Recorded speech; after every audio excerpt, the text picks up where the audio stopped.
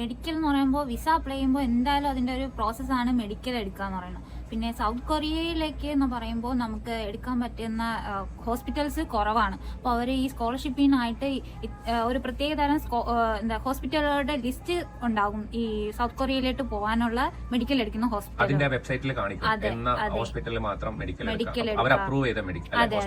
അതെ, അങ്ങനെയാണ് ചൂസ് ചെയ്തത്. ഞാൻ അമൃത ഹോസ്പിറ്റലാണ് ചൂസ് ചെയ്തത്. അവിടെ നമുക്ക് അതായത് അതിന്റെ മെഡിക്കൽ പ്രോസസ്സിന് നല്ല ക്യാഷ് വരുന്ന പ്രോസസ്സാണ്. പക്ഷേ GKSന്റെ ഒരു സ്കോളറാണെന്ന് എന്നുള്ള ഒരു ഫോം ഉണ്ട് നമുക്ക്. അതിന് കൊടുക്കുമ്പോൾ അവര് വിത്തൗട്ട് എന്ന് പറയുന്നത് ഹാഫ് ആയിട്ട് നമ്മളെ ഫിനാൻഷ്യൽ പേയ്മെന്റ് ഹാഫായിട്ട് കുറയും. അതായത് ഞാൻ 1000 സംതിങ്ങിനാണ് എന്റെ മെഡിക്കൽ കംപ്ലീറ്റ് ചെയ്തത്. അത് വരുന്നത് തന്നെ 5000 സംതിങ് ആണ് എന്റെ മെഡിക്കൽ പ്രോസസ്സ്. ഓക്കെ, അപ്പൊ നമ്മൾ ഈ കൊറിയയിലോട്ടേക്ക് വരുമ്പോൾ യാതൊരു ചെലവും ഇല്ല എന്ന് പറയുന്നതിന് പകരം നമുക്ക് ഈ മെഡിക്കലിന് 1000 രൂപ ചെലവ് വരും അല്ലേ?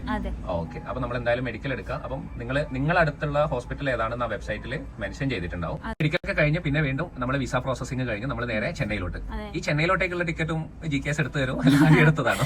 ഇല്ല, നമ്മൾ എന്തായാലും ഇറങ്ങി തിരിച്ചു. അപ്പോ എന്തെങ്കിലും ഒരു ഫിനാൻഷ്യലി നമുക്ക് ഉണ്ടാവും. അത് ഞാൻ ഒറ്റയ്ക്ക് പോവാന്ന് പറയുന്നത് ഒരിക്കലും പോസിബിൾ അല്ല. കാരണം അറിയാം, കേരളത്തിൽ നിന്ന് ഒരു പെൺകുട്ടി പുറത്തേക്ക് പോകുമ്പോ അല്ലെങ്കിൽ ഒരു ട്രെയിനിൽ കയറുമ്പോ ഉണ്ടാകുന്ന ഒരു പ്രോബ്ലംസ് ഉണ്ടാവുമല്ലോ. അത് ഒരിക്കലും ഒരു ഫാമിലി സമ്മതിക്കില്ല. അപ്പോൾ ഫാമിലി ആയിട്ടാണ് നമ്മൾ ഒരു ട്രിപ്പ് ആയിട്ട് ചെന്നൈയിലേക്ക് പോകാൻ. അപ്പോൾ അതിന്റെ ട്രെയിൻ ടിക്കറ്റ് എല്ലാം ചെലവുണ്ട്. അവിടെ പോയി എന്നിട്ട് ഇതേപോലെ GKSന്റെ ആ സ്റ്റാമ്പ് വെച്ച് ആ മുദ്ര പതിപ്പിച്ച ആ ഒരു വാലിഡ് ആയിട്ടുള്ള ഒരു സംഭവം നമ്മൾ അവിടെ കാണിച്ചു കൊടുത്ത് ക്യൂ ഒന്നും ഇല്ലാതെ. അപ്പൊ ക്യൂ ഇല്ലാതെ നിൽക്കുന്ന സമയത്ത് ആരും എങ്ങനെ പോകുമ്പോൾ അവിടെ ക്യൂ നിന്ന ആൾക്കാരൊക്കെ ഒന്ന് നോക്കിയോ ഇത് ഏതാ ഇത്ര വലിയ VIP ആയിട്ട് ആരായി കയറി പോകുന്നൊരു ഉണ്ടായിരുന്നു. ഓക്കെ, എന്നിട്ട് അവിടെ എത്തി നിങ്ങൾ വിസക്ക് കൊടുത്തു. അപ്പൊ അവിടെ നിന്ന് വിസ ഓഫീസേഴ്സ്, അവിടുത്തെ ഇമിഗ്രേഷൻ ഓഫീസേഴ്സ് അവര് എന്തെങ്കിലും ചോദിച്ചു? ഇന്റർവ്യൂ കാര്യങ്ങൾ? ഒരു ഇന്റർവ്യൂ ഇല്ല. കാരണം ആ ലോഗോ കണ്ട ഒരു ഇന്റർവ്യൂ ഇല്ല. എല്ലാവർക്കും ഡോക്യുമെന്റ് കൊടുക്കുക, സബ്മിറ്റ് ചെയ്യുക, തിരിച്ച് വീട്ടിൽ വരിക, അത്രേ ഉള്ളൂ പണി. അപ്പം നമ്മൾ ആ ഒരു വളരെ സക്സസ് ആയിട്ട്, അതായത് ഒരു യൂട്യൂബ് ചാനലിൽ നിന്ന് കണ്ടു തുടങ്ങിയ അതിന്റെ ഫോളോ അപ്പ് ചെയ്ത് അങ്ങനെ ആര്യ ഫൈനലി എമിഗ്രേഷൻ ഓഫീസിലെത്തി, എംബസിയിലെത്തി. എംബസിയിൽ നിന്ന് വിസക്ക് അപ്ലൈ ചെയ്തു. അപ്പൊ നമ്മുടെ കയ്യിൽ എത്ര പൈസ ഉണ്ട്, നമ്മുടെ ബാങ്ക് സ്റ്റേറ്റ്മെന്റ്, ഇങ്ങനെയുള്ള ഒരു റിക്വയർമെന്റും അവർ ചോദിച്ചില്ല. അതായത് ഫുള്ളി ഫണ്ടഡ് ആയിട്ടുള്ള ഒരു സ്കോളർഷിപ്പ് അല്ലെ?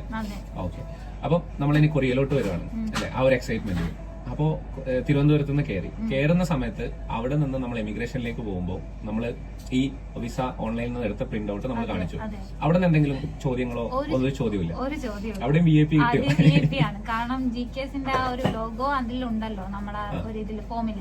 പിന്നെ ഇതിൽ കാണാൻ കഴിയും നമുക്ക് എന്തുകൊണ്ട് ഈ നമ്മളെ ഇൻവൈറ്റ് ചെയ്തു കോളേജിലേക്ക് ഇൻവൈറ്റ് ചെയ്തു. അതായത് ഇത്ര നാൾ മുതൽ ഇത്ര വരെ ഇൻവിറ്റേഷൻ ലെറ്റർ. ഇൻവിറ്റേഷൻ ലെറ്റർ അത് നോക്കുമ്പോ നമ്മളൊരു പ്രൗഡ് ഫീൽ. കാരണം കൊറിയൻ ഗവൺമെന്റ് നമ്മളെ സ്പോൺസർ ചെയ്യാണ് പഠിക്കാൻ വേണ്ടിയിട്ട്. അപ്പോ അവർക്ക് ഈ കുട്ടി ഇന്ത്യയിൽ നിന്ന് പോകുന്ന ഒരു കുട്ടി അതെ നമ്മുടെ രാജ്യത്തേക്ക് അവിടെ എത്രയും ദൂരത്ത് പഠിക്കാൻ വേണ്ടി വരുന്നു. അപ്പൊ കൊറിയൻ ഗവൺമെന്റ് തീർച്ചയായിട്ടും നമ്മളിങ്ങനെ കാത്തിരിക്കുകയാണ്. അപ്പം നമ്മുടെ നാട്ടിൽ ഒരുപാട് ആര്യയെ പോലുള്ള ഒരുപാട് ആൾക്കാരുണ്ട്. അപ്പൊ എന്തായാലും അങ്ങനെയുള്ള ആൾക്കാർക്കാണ് ഈ വീഡിയോ. എന്തായാലും നിങ്ങൾക്ക് ഇഷ്ടപ്പെട്ടു. നിങ്ങളെപ്പോലെ തന്നെ ഒരുപാട് ആൾക്കാർ നിങ്ങളുടെ സുഹൃത്ത് ബന്ധങ്ങളിൽ ഉണ്ടാവും.